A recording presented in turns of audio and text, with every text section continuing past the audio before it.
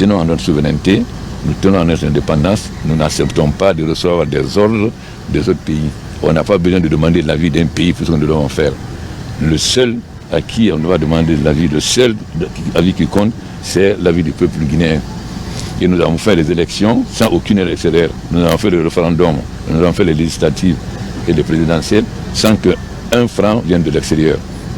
Parce que nous ne voulons plus du tout que les gens se mettent de nos affaires. Or, s'ils mettent un peu d'argent, ils se mettent. Donc, ne soyez pas surpris du comportement de certains États. Mais ça n'a pas d'importance. Nous allons continuer à développer la Guinée et s'il plaît à Dieu, la Guinée ira très vite.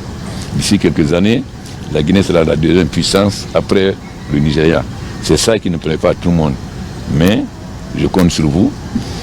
Il faut que vous êtes l'armée du peuple, que vous soyez l'armée du peuple. C'est en vous que le peuple se reconnaît. Mais aussi dans l'armée, il y a beaucoup de gens de métier. Donc il est normal que l'armée participe aussi au développement économique. Pas seulement le génie militaire. Vous avez des spécialistes dans beaucoup de secteurs. Donc il faut que nous voyons maintenant que la participation de l'armée à l'économie soit plus forte. Pas seulement l'agriculture et le génie militaire.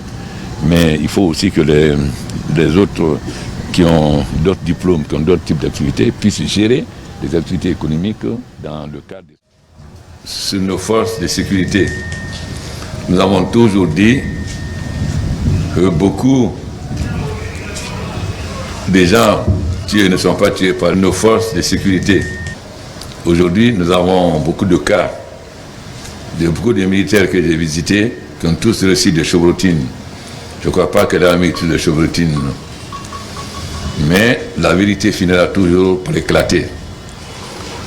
Aujourd'hui, nous avons arrêté des gens qui s'habillent en tenue militaire ou en policier pour tirer. Nous allons nettoyer tous les nids de bandits. Tous les quartiers de Conakry doivent être désormais les mêmes. Il n'y aura plus de zone de non-droit. L'axe doit être comme n'importe quel endroit. Il faut que les gens sachent maintenant que l'autorité de l'État va s'appliquer. Nous avons été assez patients. Mais nous ne pouvons pas accepter que des gens s'en prennent à nos forces de police, à nos forces armées, qui les blessent inutilement. Ça, c'est un but, c'est pour les énerver. Nous savons très bien que la Guinée est victime de sa volonté de défendre sa souveraineté. Et ça n'a pas commencé par moi, puisque la Guinée a été le seul pays à voter non en 1958. La seule différence, c'est que moi, je suis intellectuel et économiste et que le pays se développe. Ce qui ne plaît pas à tout le monde. Mais vous pouvez être certain que la Guinée ira de plus en plus en avant et que nous allons davantage doter nos forces de défense. Mais j'ai été très clair aussi. J'ai dit à vos chefs que vous devez faire un maniement civilisé. C'est-à-dire que quand vous sortez pour les manifestations, vous ne devez jamais avoir d'armes. Votre arme, c'est les armes non létales, c'est-à-dire les grenades lacrymogènes. Et j'ai beaucoup insisté sur cela. Nous sommes un pays démocratique. Les manifestations sont autorisées. Mais nous savons, en Guinée, ce n'est pas des manifestations. Les gens qui viennent à des manifestations avec des gourdins, avec des pointes, avec des fusils de chasse, ils ne viennent pas pour manifester, ils viennent pour provoquer. C'est dur pour vous parce que vous avez perdu beaucoup de vos camarades. C'est la même chose pour l'armée, c'est la même chose pour les gendarmes. Mais notre pays évolue dans le bon sens. Ça ne plaît pas à tout le monde. Mais nous défendrons contre vent et marée notre indépendance. Jamais nous nous demanderons l'avis d'un pays pour ce que nous devons faire. Le seul avis qui compte pour moi, c'est l'avis du peuple de Guinée. Ça doit être très clair. Donc, la vérité va éclater progressivement puisque maintenant, nous sommes en train d'arrêter beaucoup de gens. On ne peut pas s'attaquer à un train. Nous avons besoin de courant. Comment on peut casser des poteaux? La façon dont certains se comportent, ils ne se comportent pas en Guinée. Mais je vous assure que l'autorité de l'État va s'imposer. Nous n'accepterons plus de pagaille. Il n'y aura plus un coin de Conakry qui sera une zone de non-droit. Nous allons prendre toutes les dispositions pour que désormais la route Le Prince soit aussi sûre que l'autoroute.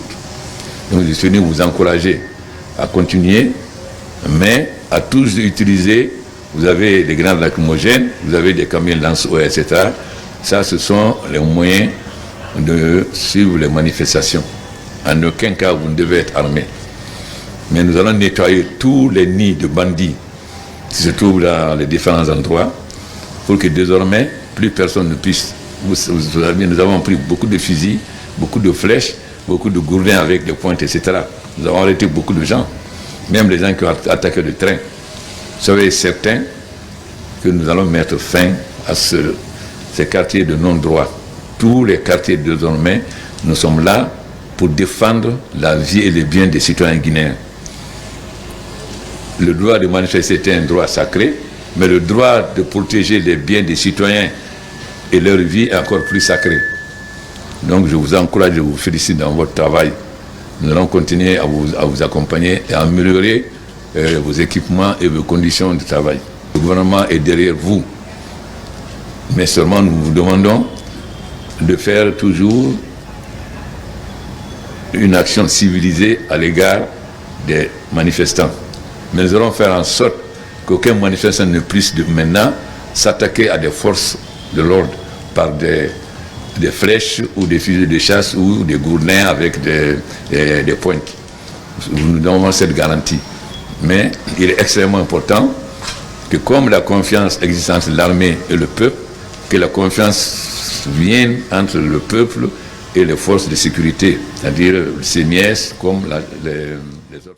De rendre visite au camp Alpha Yaya, au CNIS et à la gendarmerie pour vous féliciter d'abord des progrès qui ont été faits depuis la réforme que nous avons entamée, mais surtout aussi votre professionnalisme et vous dire que vous avez le soutien total du gouvernement.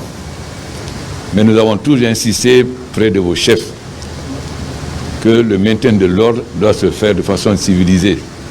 C'est-à-dire que face aux manifestants, vous ne devez jamais avoir des armes. Bien sûr, nous savons que les manifestations en Guinée ne sont pas des manifestations, ce sont des émeutes.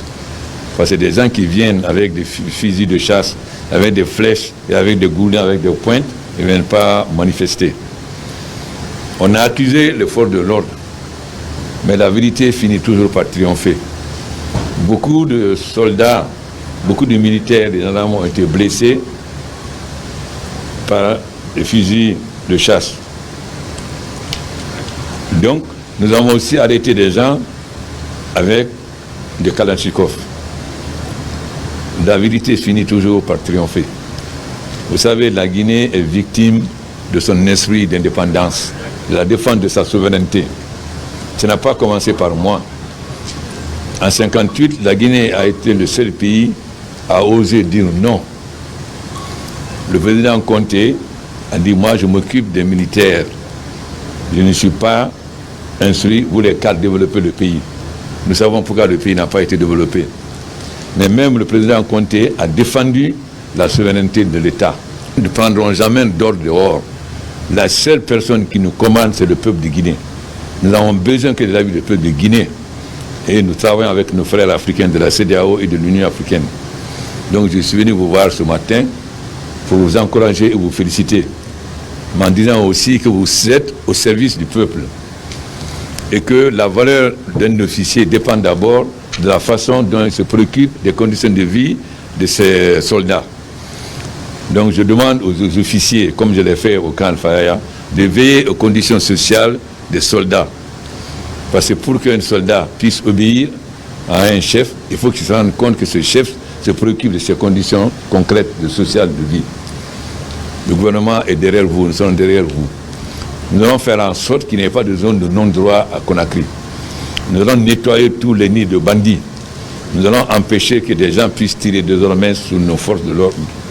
Et je suis venu vous dire cela de façon très claire. L'autorité de l'État va s'appliquer. Le droit de manifester est un droit sacré. Mais le droit de protéger la vie et les biens des citoyens est un droit encore beaucoup plus sacré. Nous n'allons plus permettre donc qu'on s'attaque à des pauvres citoyens, qu'on casse leurs voitures ou qu'on les blesse. Donc désormais, la loi va s'appliquer et l'État va montrer effectivement qu'il y a un État et qu'on n'acceptera plus de désordre dans le pays. Je vous demande seulement de ne pas avoir d'armes quand vous allez vers les manifestants. Nous allons utiliser d'autres forces, parce que si vous allez contre les bandits qui sont armés, évidemment, vous n'êtes pas protégés. C'est pourquoi nous utilisons d'autres forces qui peuvent s'attaquer à ces nids de bandits, parce que ce sont des gens qui sont armés. La réforme de l'armée guinéenne, la gendarmerie, a donné de très bons résultats, au point que le général Clément Bolé dit que nous avons un modèle. Depuis qu'Idriss Déby a quitté Kidal en 2014, personne n'a voulu aller là-bas. Nous ne sommes pas des hommes du désert, mais nous sommes à Kidal depuis 2014. Personne ne veut nous remplacer, alors que c'est tournant. Nous sommes maintenant, nous avons fait déjà 5 bataillons. Mais nous restons parce que le Mali et la Guinée, comme a dit le premier président, c'est 2 poumons dans un même corps. Mais nous allons renforcer les moyens de défense et de protection de nos troupes, car la Guinée est la seule zone de stabilité dans cette région. Il n'y a jamais eu de rébellion en Guinée. Il n'y a jamais eu de guerre civile. Il n'y a jamais eu de coup d'État. L'armée a pris le pouvoir après la mort du président Sékou Touré. L'armée a pris le pouvoir après la mort du président Conté. Donc jamais il n'y a eu de rébellion. Au contraire, c'est nous qui avons aidé les autres pays. Et l'armée guinéenne est devenue aujourd'hui une armée républicaine en qui le peuple a confiance. Donc, je suis venu vous encourager, vous dire que le gouvernement est derrière vous et que nous allons faire en sorte que l'armée, la gendarmerie et la police aient les meilleurs équipements possibles. Vous savez que nous avons lancé aussi le programme Maison abordable pour que les militaires, les policiers, les médecins, les professeurs, etc. puissent avoir leur maison. Mais il n'y a pas seulement que les salariés, parce que vous signez un accord avec la banque. Mais nous avons prévu aussi des maisons sociales pour les gens qui ne sont pas salariés, qui ne peuvent pas avoir donc de garantie bancaire. Voilà ce que je suis venu vous dire ce matin et vous encourager. Mais je dis aussi au général que la nouvelle constitution prône la parité. Ça veut dire que le nombre de femmes au niveau de l'armée, de la gendarmerie, de la police doit augmenter. Car tout ce que l'homme qui fait la guerre, la femme aussi fait la guerre. L'homme qui fait le maintien d'ordre, la femme aussi fait le maintien d'ordre.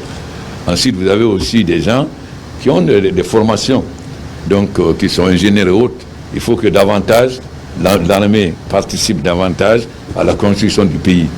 Pas seulement le génie militaire et le génie rural. Voilà ce que je veux vous dire, mais j'insiste, la nouvelle constitution prévoit la parité.